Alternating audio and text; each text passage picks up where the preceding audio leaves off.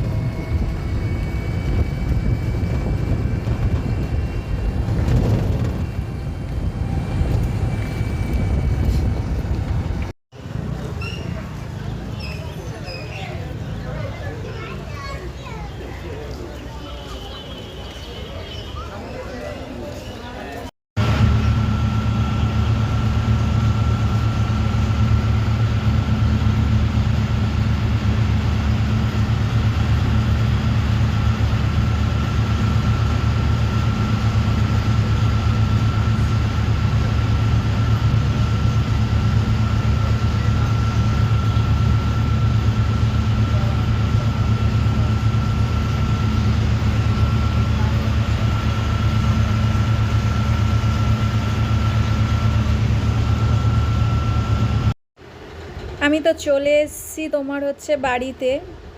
তো সত্যি কথা বলতে কি, বাপের বাড়ি বলতে না ঠিক ভালো লাগে না, নিজের বাড়ি মনে হয়। আর আমি আমার মানে এই বাড়িতে যতটা রিল্যাক্সে থাকি, যতটা ভালো থাকি, মানে বলে বোঝাতে পারবো না। আমি কোথাও গিয়ে এত শান্তি পাই না। মানে হয় না, নিজের বাড়ি নিজেরই থাকে, মানে একটা নিজের নিজের গন্ধ, সেরকম একটা ব্যাপার। আর সবথেকে বড় ব্যাপার, এই বাড়িতে আমি সবথেকে বেশি দিন টাইম স্পেন্ড করেছি, কাটিয়েছি যেহেতু। তো সেই কারণে নিজের বাড়ির উপর আমার মনে হয় আমার অধিকার বেশি। মানে অধিকার বলতে কি বলো তো, মানে থাকার অধিকার বলতে চাইছি। তো সেই কারণের জন্যে আমার এটা বলা যে নিজের বাড়ি নিজেরই হয়, হোক ওটা আমার শ্বশুর বাড়ি বা ওটাও আমার বাড়ি। ওই বাড়িতেও আমার যেরকম স্পেসিফিক, আমার যে একটা টোটাল যে এসির যে রুমটা রয়েছে, কাচের ঘর, ও মানে ওই ঘরটা হচ্ছে, ওই ঘরটাতে আমি সবথেকে বেশি থাকতে ভালোবাসি। তো সেম মানে ওই বাড়ির মধ্যে আমার এরকম রয়েছে যে এই ঘরটা হচ্ছে আমার।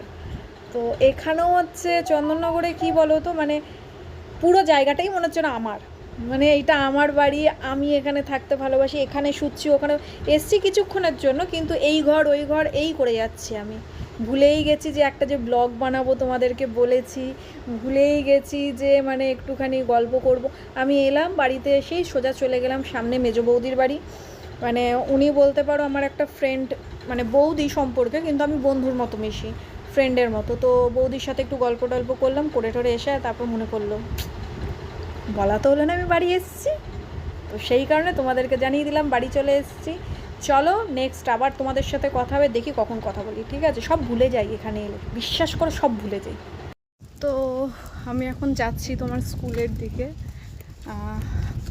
টোটো পাইনি, সেই কারণে হেঁটে হেঁটেই যাচ্ছি, অনেকটাই হেঁটে চলে এসেছি।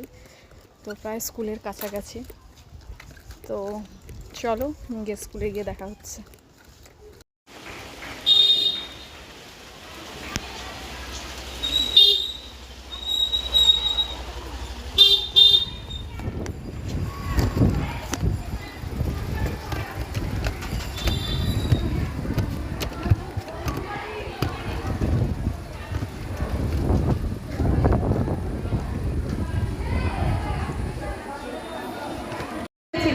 হ্যালো, নতুন ঘরটা যেটা পরে সেই ছোটোবেলায় ফিরে এসেছি। দেখো, এইটা হচ্ছে আমাদের ক্লাসরুম ছিল, ক্লাস 8-এ যখন পড়তাম সেই সময়।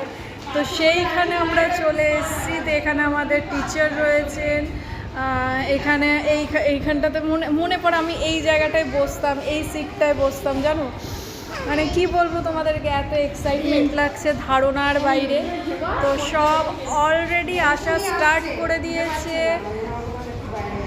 এই যে আমার এক বান্ধবী শ্রাবন্তী, হ্যালো কর। তো লাইভ না, এটা আমি ব্লগ বানাবো।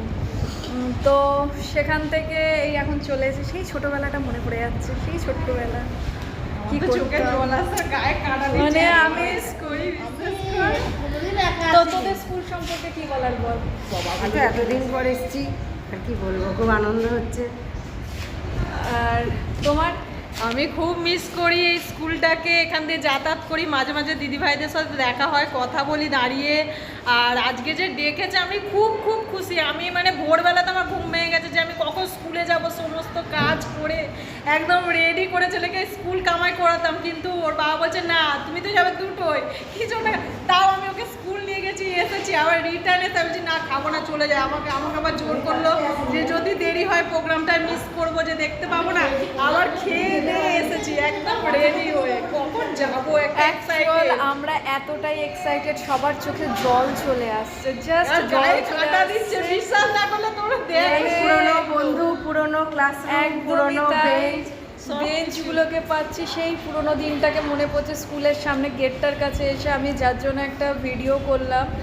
তো মানে এই বন্ধুরা মানে যারা ছোটবেলার হয় না, মানে এদেরকে কাছে পাওয়াটা খুব মানে খুবই আনন্দের। তো তোমাদেরকে যেটা আমি বলছি সেটা হলো স্কুলের পার্টটা তো অনেক বড়োভাবে হয়ে গেছে, তো সেই কারণে পুরো ভিডিওটা দেওয়া যাবে না। তো আমি এটা ফার্স্ট পার্টটা দিলাম স্কুলটা একটু নিয়ে, আর বাদ বাকি টিচাররা যা বলেছেন, মানে হেডমিস্ট্রেস বা আদার্স টিচার আমাদের যারা রয়েছেন তারা যেটা বলেছেন সেটা আমি নেক্সট ভিডিওর মধ্যে আমি দেব।